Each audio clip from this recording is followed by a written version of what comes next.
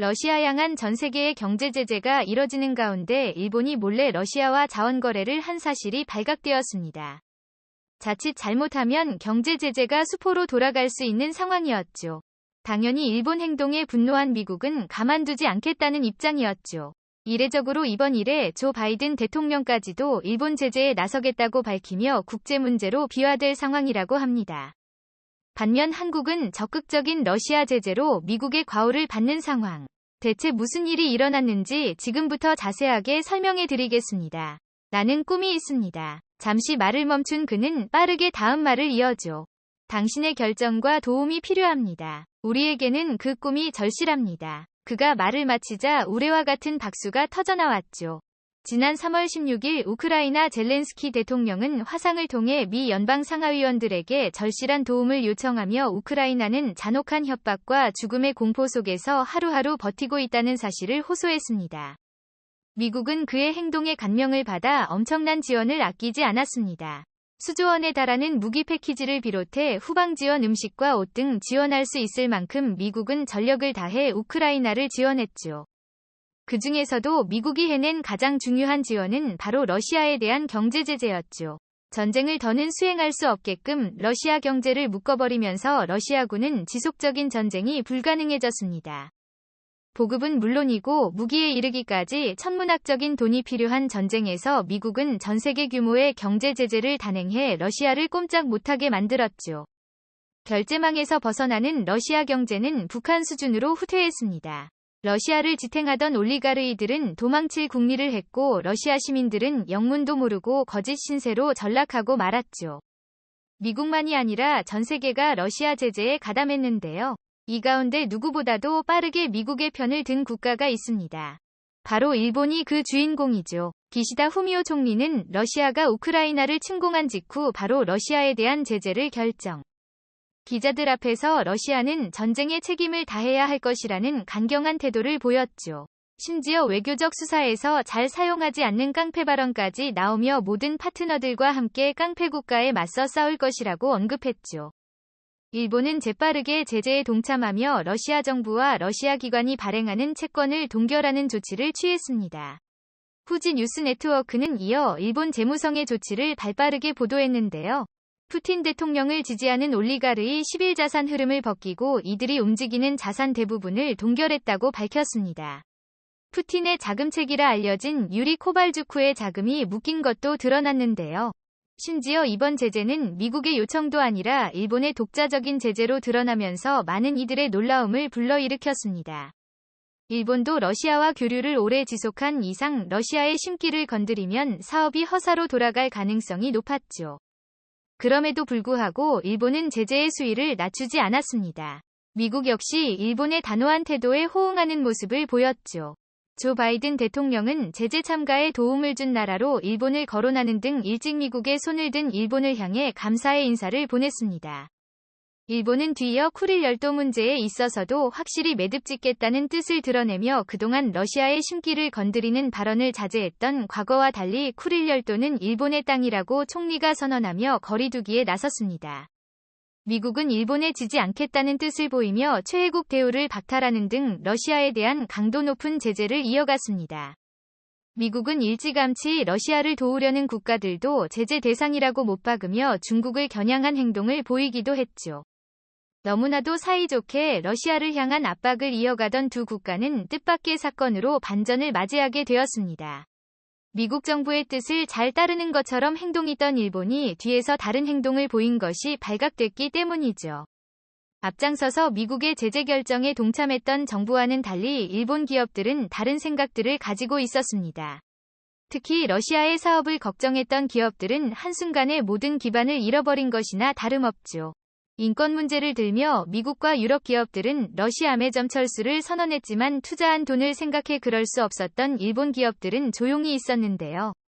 하지만 러시아 제재에 동참해야 한다는 여론이 거세지면서 일본 기업들은 입장을 발표해야 했죠. 그 중에서도 패스트 패션의 선두주자인 유니클로는 난감했습니다. 2010년부터 러시아에 진출한 유니클로는 유럽 최대 규모 매장을 러시아 모스크바에 오픈하는 등 러시아 사업에 엄청난 공을 들이며 유럽 진출의 교두보로 러시아를 이용했는데요. 유니클로의 회장 얀 하이타다시 회장 입장에서는 곤란한 상황. 결국 그는 투자한 금액을 손해볼 수 없게 기존 매장 운영을 그대로 유지하겠다는 결정을 내리게 됩니다. 여기서 그는 황당한 발언을 내보였는데요. 애플 같은 IT 사업이라면 존재할지 몰라도 의류는 다르다며 러시아 사람들도 똑같이 생활할 권리가 있고 생필품과 밀접한 연관이 있는 유니클로는 다른 기업과 같을 수 없다며 인권 때문에 사업을 철수하겠다는 기업을 바보로 만든 것이죠. 당연히 세계 각국에서 유니클로에 대한 불만이 터져나왔습니다. 다른 기업들 역시 사업을 철수했을 때 손해를 보는 건 마찬가지라고 말하며 유니클로는 오만한 모습을 보이고 있다는 의견이 퍼졌습니다. 한국 기업의 예를 들며 유니클로를 비난한 이들도 있었는데요.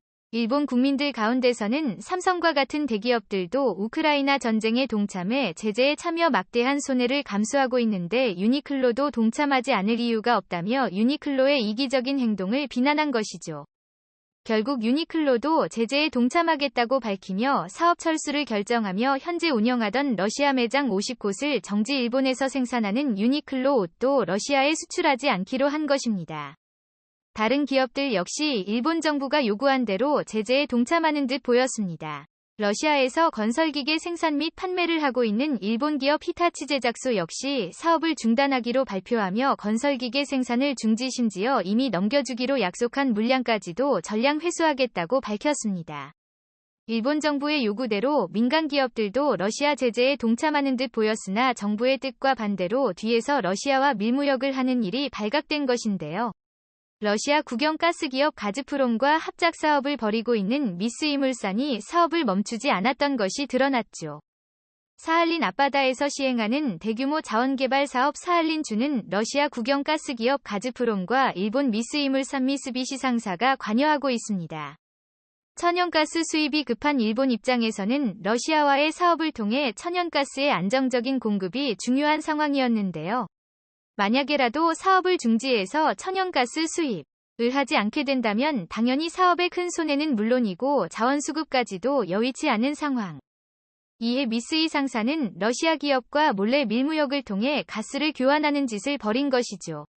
당연히 이 사실을 안 미국은 엄청난 분노에 휩싸일 수밖에 없었죠. 분명 러시아와 협력하면 불이익을 주겠다고 선언했음에도 불구하고 누구보다 믿었던 일본이 뒤에서는 다른 행동을 한 것이 분명했기 때문이죠. 심지어 러시아에 진출한 일본 상장기업 168개 회사 가운데 22%에 해당하는 37개 회사만 현재 사업을 일시 중단하고 미국의 제재에 소극적인 태도를 보이는 것이 드러난 것이죠. 누구보다도 앞장서서 미국 편을 들었던 일본의 겉과 속이 다른 행동에 미국 정부는 일본에 대한 제재를 검토하고 있는데요. 특히 밀무역을 통한 천연가스 거래를 심각한 사안으로 간주하고 있습니다. 미국 상무부는 국방, 항공우주, 해양산업에 필요한 반도체, 컴퓨터, 통신 등 다양한 부문에 걸쳐 러시아의 수출 통제에 제재를 가했는데요.